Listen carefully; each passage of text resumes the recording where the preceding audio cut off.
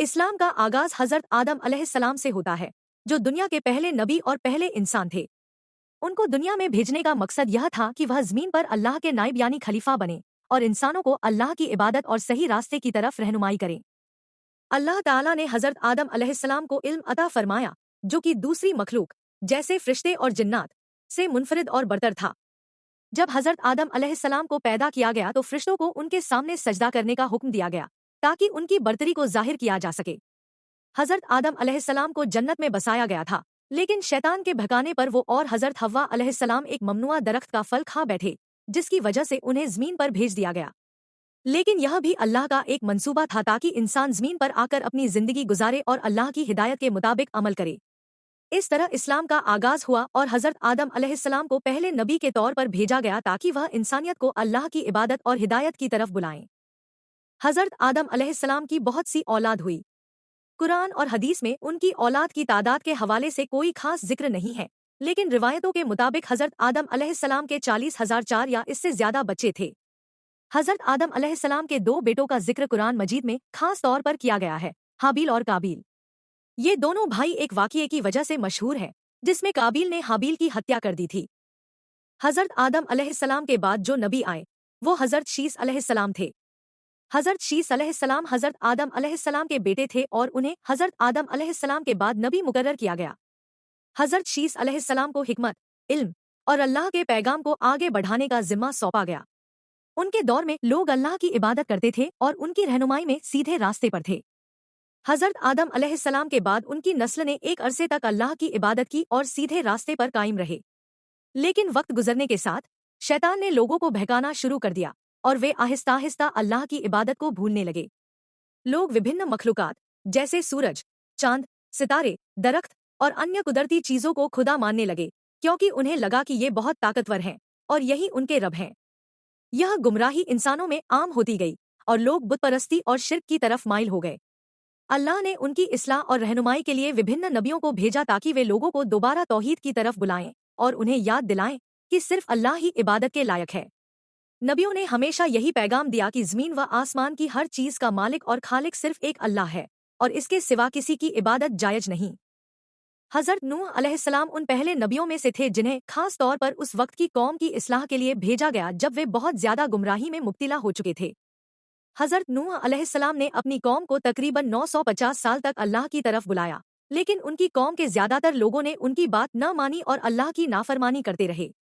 اسی طرح اللہ نے وبھن ادوار میں حضرت ابراہیم علیہ السلام، حضرت موسیٰ علیہ السلام، حضرت عیسیٰ علیہ السلام اور آخری نبی حضرت محمد مصطفیٰ صلی اللہ علیہ وسلم کو بھی بھیجا تاکہ وہ انسانیت کو اللہ کی طرف بلائیں اور انہیں شرک اور بت پرستی سے نجات دلائیں۔ حضرت موسیٰ علیہ السلام اور حضرت عیسیٰ علیہ السلام اللہ کے جلیل القدر نبیوں میں سے تھے جنہیں بنی اسرائیل کی اصلاح اور ہدایت کے لیے بھیجا گیا۔ حضرت موسیٰ علیہ السلام کو اللہ نے بنی اسرائیل یعنی یعقوب علیہ السلام کی اولاد کی طرف نبی بنا کر بھیجا۔ اس وقت بنی اسرائیل مصر میں فرعون کے ظلم و ستم کا شکار تھے۔ حضرت موسیٰ علیہ السلام نے اللہ کے حکم سے فرعون کو اللہ کی وحدانیت کی دعوت دی اور اسے بنی اسرائیل کو آزاد کرنے کا حکم دیا، لیکن فرعون نے انکار کیا۔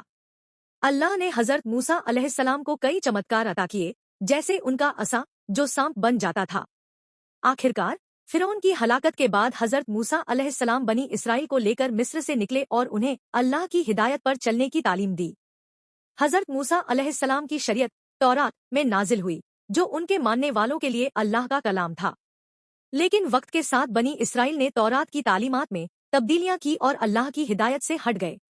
آج حضرت موسیٰ علیہ السلام کے ماننے والوں کو یہودی کہا جاتا ہے۔ حضرت عیسیٰ علیہ السلام اللہ کے ایک اور عظیم نبی تھے جنہیں بنی اسرائیل کی اصلاح کے لیے بھیجا گیا۔ حضرت عیسیٰ علیہ السلام کی پیدائش ایک چمتکار تھی، کیونکہ وہ بنا باپ کے حضرت مریم علیہ السلام کی کوکھ سے پیدا ہوئے۔ اللہ نے انہیں کئی چمتکار عطا کیے، جیسے مردوں کو زندہ کرنا، اندھوں کو روشنی دینا اور بیماریوں کا علاج کرنا، لیکن یہ سب چمتکار وہ اللہ کے حکم سے کرتے تھے۔ حضرت عیسیٰ علیہ السلام پر اللہ کی کتاب انجیل نازل ہوئی، جو لوگوں کے لیے ہدایت کا ذریعہ تھی۔ حضرت عیسیٰ علیہ السلام نے لوگوں کو اللہ کی طرف بلایا اور انہیں ان کی گمراہیوں سے نکالنے کی کوشش کی، لیکن ان کی قوم نے ان کا انکار کیا اور ان کے قتل کی سازش کی۔ اللہ نے حضرت عیسیٰ علیہ السلام کو زندہ آسمان پر اٹھا لیا، اور مسلمانوں کا یقین ہے کہ قیامت سے پہلے حضرت عیسیٰ دوبارہ دنیا میں آئیں گے۔ हजरत ईसा के मानने वाले आज ईसाई कहे जाते हैं, लेकिन ईसाइयत में वक्त के साथ बहुत सी तब्दीलियां हुईं और उनकी एक बड़ी तादाद ने हजरत ईसा को अल्लाह का बेटा या खुदा मान लिया, जो कि इस्लाम में शिर्क के जुमले में आता है। यहूदियों और ईसाइयों दोनों ने अपने नबियों की तालीमात में तब्दीलियां की और अल्लाह की असल हिदायत से दूर हो गए। इसलिए अल्लाह ने आखिरी नबी हजरत मोहम्मद मुस्तफ़ा सल्लल्लाहु अलैहि वसल्लम को सारी इंसानियत की हिदायत के लिए भेजा और उन पर आखिरी किताब कुरान मजीद नाजिल फरमाई, जो क़यामत तक के लिए महफूज है। इस्लाम अल्लाह की आखिरी शरीयत है, जो हजरत मोहम्मद मुस्तफ़ा सल्लल्लाहु अलैहि वसल्लम पर नाजिल हुई। इस्लाम का पैगाम पूरी इंसानियत के लिए है और यह क़यामत तक कायम रहेगा। इस्लाम की तबलीग और फैलाव का आगाज हजरत मोहम्मद सल्लल्लाहु अलैहि वसल्लम की जिंदगी के दौर से हुआ, जब उन्होंने अरब में अल्लाह की वहदानियत, इंसाफ और रहमत का पैगाम दिया। शुरू के दौर में बहुत सी मुश्किलात के बावजूद इस्लाम तेजी से फैलता गया। इस्लाम की बुनियादी तालीमात में एक अल्लाह की इबादत, नबियों पर ईमान, आखिरत पर ईमान और इंसानी बराबरी शामिल है।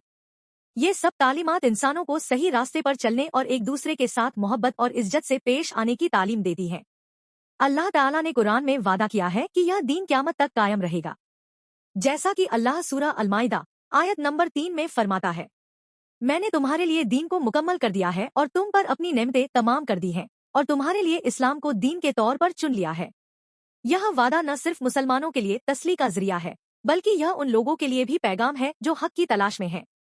आज इस्लाम दुनिया के कई देशों में मौजूद है और मुसलमान विभिन्न संस्कृतियों और ज़बानों के मालिक हैं, लेकिन इन सब का बुनियादी ईमान एक ही है, ला इलाहा इल्लल्लाह मुहम्मदुर रसूलुल्लाह। इस तरह इस्लाम एक जामे और मुकम्मल दीन है जो क़यामत तक कायम रहेगा, और जो लोग सही मायनों में इसकी तालीमात पर अमल करेंगे, उन्हें अल्लाह की रज़ा और आखिरत में कामयाबी हासिल होगी। इन तमाम दलीलों की बुनियाद पर यह कहना दुरुस्त है कि इस्लाम न केवल एक सच्चा मजहब है, बल्कि यह तारीख के सबसे पुराने और मुकम्मल दीन की हैसियत रखता है, जो हजरत आदम अलैहिस्सलाम के दौर से शुरू हुआ और क़यामत तक कायम रहेगा।